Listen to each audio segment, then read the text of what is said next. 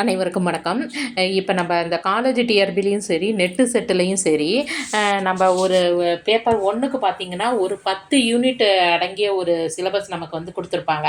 அதாவது யூனிட் 1ல வந்து பார்த்தீங்கன்னா, டீச்சிங் ஆப்டிட்யூடு, யூனிட் 2 பார்த்தீங்கன்னா, ரிசர்ச் ஆப்டிட்யூடு, யூனிட் 3 பார்த்தீங்கன்னா, காம்ப்ரிஹென்ஷன், யூனிட் 4 வந்து கம்யூனிகேஷன், யூனிட் 5 வந்து பார்த்தீங்கன்னா, mathematical reasoning and aptitude, unit 6 பார்த்தீங்கன்னா, லாஜிக்கல் ரீசனிங், யூனிட் 7 பார்த்தீங்கன்னா, டேட்டா இன்டர்பிரேஷன், யூனிட் 8 பார்த்தீங்கன்னா information and communication technology, unit 9 பார்த்தீங்கன்னா people development and environment, unit 10 பார்த்தீங்கன்னா ஹையர் எஜுகேஷன் சிஸ்டம். இப்போ இந்த 10 யூனிட் தான் உங்களுக்கு வந்து பேப்பர் 1ல் வந்து உங்களுக்கு வந்து வரப்போகுதுன்னு சொல்லிட்டு அவங்க சிலபஸில் கொடுத்துட்டாங்க. இதை எல்லாருமே நம்ம வந்து படிச்சுட்டு இருப்போம். இன்னைக்கு எல்லாருமே அவங்கவுங்க மேஜரில் கூட ஓரளவு படிச்சிடுறாங்க. ஆனால் இந்த பேப்பர் 1ன்னு சொல்லி பார்க்கும்போது அதை வந்து படிக்கிறதுல வந்து நிறைய பேருக்கு வந்து அது ஆங்கிலத்தில் இருக்கிறதுனால இடையூறாக இருக்குது. அதனால் நம்ம அகாடமியில் பார்த்தீங்கன்னா இனி வரும் காலங்களில் இந்த 3 இதில் இப்போ முதல்ல பார்த்தீங்கன்னா நாங்கள் ஒரு சில யூனிட்டுக்கு வந்து ரொம்ப இம்பார்ட்டன்ஸ் கொடுத்து பார்க்க போகிறேன். ஏன்னு பார்த்தீங்கன்னா இந்த காலேஜ் டிஆர்பியில் பேப்பர் 1 ஜென்ரல் நாலேஜ் அப்படின்னு சொல்லி பார்க்கும்போது அதில் வந்து அவங்க நமக்கு எது ரிலேட்டடாக கொஸ்டின் அமைக்கிறதுக்கு வாய்ப்பு இருக்குதுன்னு சொல்லி பார்த்தீங்கன்னா, உயர்கல்வித்துறையினுடைய கல்வி சம்பந்தமாக நமக்கு வந்து கொஸ்டின் அமைக்கிறதுக்கு நமக்கு வந்து வாய்ப்பு இருக்குது.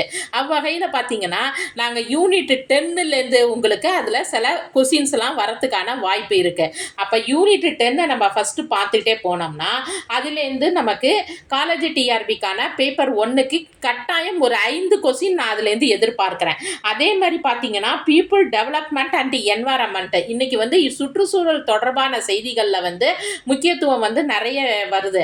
அதனால அதுலேருந்து ஒரு 3-4 கொஸ்டின் வரத்துக்கான வாய்ப்பு இருக்குது. அப்போ நம்ம வந்து எல்லாரும் பார்த்தீங்கன்னா நம்ம வந்து ஒவ்வொருத்தரும் ஒவ்வொரு காலகட்டத்தில் வந்து நம்ம ஜிகேஸ் வந்து படிச்சுட்டு வந்திருப்போம். அதாவது நம்ம வந்து 2003ல் படித்தவங்க ஒரு மாதிரி இருப்பாங்க, 2010, இப்போ 2022, கிட்டத்தட்ட ஒரு 20 வருஷம் கேப்பில் வந்து எல்லாரும் நம்ம வந்து என்ன பண்ணிட்டு வரோம், பாடத்திட்டங்களை வந்து அதாவது பொது அறிவு சம்பந்தமான பாடத்திட்டங்களை வந்து நம்ம வந்து படிச்சுக்கிட்டு வரோம். அப்படிப்பட்ட சூழ்நிலையில் அவங்க வந்து நமக்கு ஜிகே தொடர்பான ஒரு கொஸ்டினை ஃப்ரேம் பண்ணணும்னா அவங்களுக்கு வந்து ஜென்ரலான ஒரு ஸ்ட்ரக்சர், அதாவது ஒரு சிலபஸ் ஸ்ட்ரக்சர் தேவை. அப்படி ஜென்ரலான ஒரு சிலபஸ் ஸ்ட்ரக்சர் அப்படின்னு சொல்லி பார்க்கும்போது அதில் வந்து அவங்க என்ன வேணாலும் கேட்கலாம். இன்னைக்கு இருக்கின்ற பொதுநிலையிலான செய்திகள் எதை வேணாலும் கேட்கலாம். ஆனால் அதில் முக்கியமாக இடம்பெறது என்னன்னு சொல்லி பார்த்தீங்கன்னா நிச்சயம் ஹையர் எஜுகேஷன் சம்பந்தமான கொஸ்டின்கள்லாம் இடம்பெறதுக்கு நிறைய வாய்ப்புகள் இருக்குது. அதனால தான் என்ன சொல்கிறேன், காலேஜ் டிஆர்பிக்கு படிக்கிறவங்க தயவு செய்து இது அந்த பேப்பர் 1 பற்றி யாருமே இது பண்ணுறது கிடையாது. அப்படியே ஜிகேன்னு படித்தாலும் நம்ம உடனே அந்த டிஎன்பிசியில் வர 6th to 10th போர்ஷனையோ இல்லை 6th to 12th போர்ஷனையோ அதில் தான் வந்து கான்சன்ட்ரேட் பண்ணுறோமே தவிர இன்னைக்கு நம்ம நடைமுறையில் இருக்கிற ஹையர் எஜுகேஷன் சிஸ்டத்தை பற்றி நம்ம வந்து கவலைப்படுறதில்ல.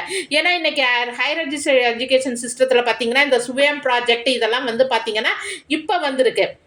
அப்போ அது சம்மந்தமாலாம் நமக்கு செய்திகள் தெரிஞ்சிருக்குதா, அதாவது யூனிவர்சிட்டி கிராண்ட் கமிஷன் எப்போ தோன்றுச்சு, அப்புறம் வந்து யூனிவர்சிட்டிஸ்லாம் எத்தனை இருக்குது, அதோட ரிசர்ச் தொடர்பான அதாவது உயர்கல்வி நிறுவனங்கள் என்னென்ன, அதனுடைய பணிகள் என்னென்ன, எஜுகேஷன் சிஸ்டம் ஆன்சியன் அதாவது பழங்காலத்தில் எஜுகேஷன் சிஸ்டம் எப்படி இருந்தது, இடைக்காலத்தில் எப்படி இருந்தது, சுதந்திரத்திற்கு முன்னாடி நம்மளுடைய எஜுகேஷன் சிஸ்டம் எப்படி இருந்தது, சுதந்திரம் பெற்றவுடனே எப்படி இருந்துச்சு, இப்போ என்ன நிலைமையில் இருக்குது. அப்போ இது தொடர்பான செய்திகளை எல்லாம் நம்ம தெரிஞ்சிட்டு தான் இன்னைக்கு உள்ள டெக்னாலஜி தொடர்பாக நம்ம ஹையர் எஜுகேஷனை எப்படி கையாளுறது இதெல்லாம் நம்ம இன்னைக்கு ஹையர் எஜுகேஷன்ல தெரிஞ்சுக்க வேண்டிய செய்திகளாக இருக்குது.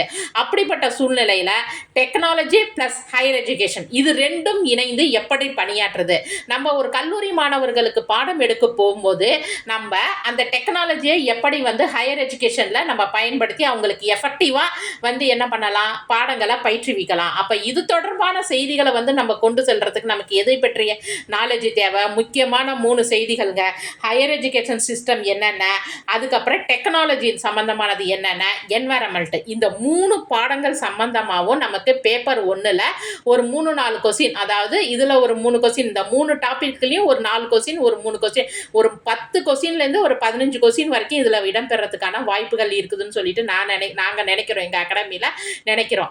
அதனால் பார்த்தீங்கன்னா இது வந்து இதை நீங்கள் படிச்சுக்கிட்டிங்கன்னா உங்களுக்கு மல்டிபிள் மாடல் மாரி, அதாவது நெட்டு செட்டுக்கும் ஆயிக்கும், உங்களுக்கு வந்து பேப்பர் 1 காலேஜ் டிஆர்பிக்கான பேப்பர் 1க்கும் இது வந்து என்னவாயிக்கும் பயன்படுற மாரி இருக்கும். அதனால அவங்க நம்மள வந்து எப்படி டெஸ்ட் பண்ணுவாங்கன்னு பார்த்தீங்கன்னா, ஹையர் எஜுகேஷன் சம்மந்தமா கற்பிக்கிறதுக்கு இவங்களுக்கு என்ன நாலேஜ் இருக்குது. இப்ப ஒருத்தவங்க பார்த்தீங்கன்னா 2000த்துல வந்து ஒரு நெட் முடிச்சிருப்பாங்க. அவங்களுக்கு வந்து இன்னைக்கு இருக்கிற ஹையர் எஜுகேஷன் சிஸ்டத்தை பத்தி கொஞ்சம் வந்து தெரியறதுக்கு வாய்ப்பு இல்லாம இருக்குது. நம்ம அதுல வந்து என்ன பண்ணிட்டு போகணும், அப்டேட்டா போயிட்டு இருக்கணும். அப்ப இன்னைக்கு எப்படி இருக்குது, அப்ப இதையெல்லாம் பத்தி தெரிஞ்சுக்கிறதுக்கு நமக்கு வந்து என்ன இருக்கணும், ஹையர் எஜுகேஷன் சிஸ்டத்தை பத்தி நம்ம இன்னைக்கு தெரிஞ்சுக்க வேண்டிய கட்டாயத்தில் இருக்கிறோம். அப்போ நம்ம அகாடமியில் பார்த்தீங்கன்னா, நம்ம இந்த சேனலில் வந்து பார்த்தீங்கன்னா, பேப்பர் 1 அதாவது காலேஜ் டிஆர்பிக்கான பேப்பர் 1க்கு வந்து நாங்கள் இந்த ஹையர் எஜுகேஷன் சிஸ்டம் சம்பந்தமாக நான் சக்தி பப்ளிகேஷன் தாங்க நான் ஃபாலோ பண்ணுறேன். அதில் வந்து கொஞ்சம் எளிமையான ஆங்கிலத்தில் கொஞ்சம் புரிகிற மாரி இருக்குது. எப்போதுமே ஒரு கொஸ்டின் ஞாபகம் வச்சுக்கோங்க, நம்ம படித்தது தொடர்பாக நம்ம படிக்கிறது அப்படியே எக்ஸாமில் வரும்னு சொல்லி நீங்கள் எதிர்பார்க்காதீங்க. நம்ம அதை படித்ததை வச்சு அந்த நம்ம நாலேஜை வச்சு அதோட தொடர்பு படுத்தி எப்படி வருது. இன்னைக்கு கொஸ்டின் பேப்பர் எல்லாம் செட்டிங்ஸே அப்படிதான் இருக்குது. நம்ம படிச்சதை வச்சு அதை தொடர்பு படுத்தி எப்படி வருது கொஸ்டின் அப்படிங்கிறது தான் இருக்குதே தவிர நம்ம வந்து அதில் உள்ள கொஸ்டின் அப்படியே வரும்னு சொல்லிட்டு நம்ம எதிர்பார்க்க முடியாது.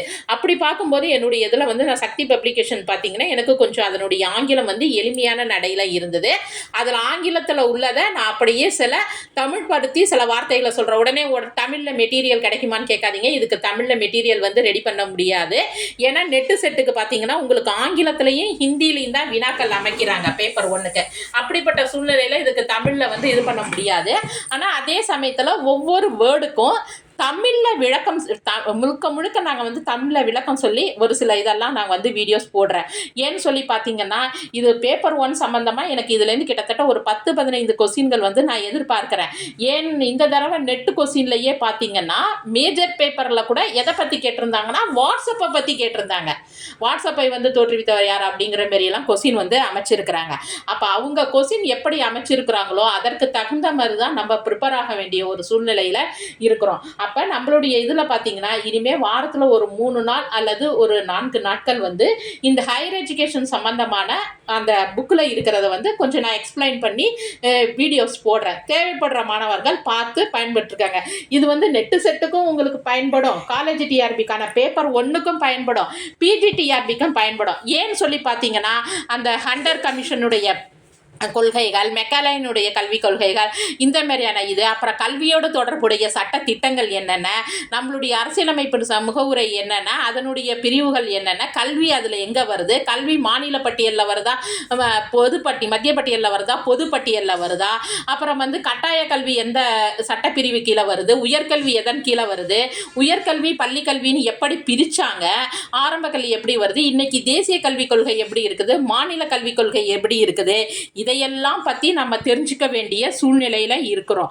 அதனால் முழுக்க நான் இதில் உள்ளதை மட்டும் கிடைக்கல, நாங்கள் எங்களுக்கு கிடைக்கிற வேறு சில சோர்ஸுகள், இந்த சக்தி பப்ளிகேஷன் புக் மட்டும் கிடையாது, வேறு சில சோர்ஸுகள்லேருந்தும் நான் உங்களுக்கு வந்து செய்திகளை வந்து எடுத்து கொடுக்கறதுக்கு நாங்கள் ட்ரை பண்ணுறேன். ஏன்னா இதனுடைய லாங்குவேஜ் கொஞ்சம் எங்களுக்கு வந்து ஈஸியாக இருக்கிற மாதிரி இருந்துச்சு. அதனால் நான் வந்து இதை ஃபாலோ பண்ணி தர்றேன்.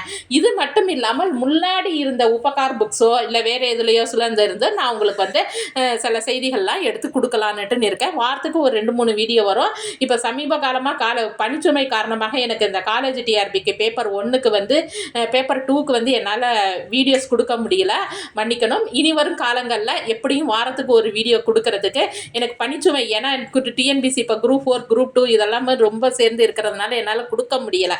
மெட்டீரியல்ஸ் நம்மள்ட்ட நிறைய இருக்குது, பட் ஆனால் வீடியோஸ் என்னால் ரெடி பண்ணி கொடுக்க முடியல அப்படிங்கிறது தான் இதில் வருத்தத்திற்குரிய ஒரு செய்தியாக இருக்குது. இந்த வாரத்திலே காலேஜ் டிஆர்பி தமிழுக்கு வந்து பேப்பர் 2க்கு உங்களுக்கு கட்டாயம் வீடியோஸ் கொடுக்குறேன். ஒரு 10 டேஸ்க்கு ஒரு தடவைனாச்சும் பேப்பர் 2க்கு நான் வீடியோஸ் கொடுக்க பார்க்குறேன்.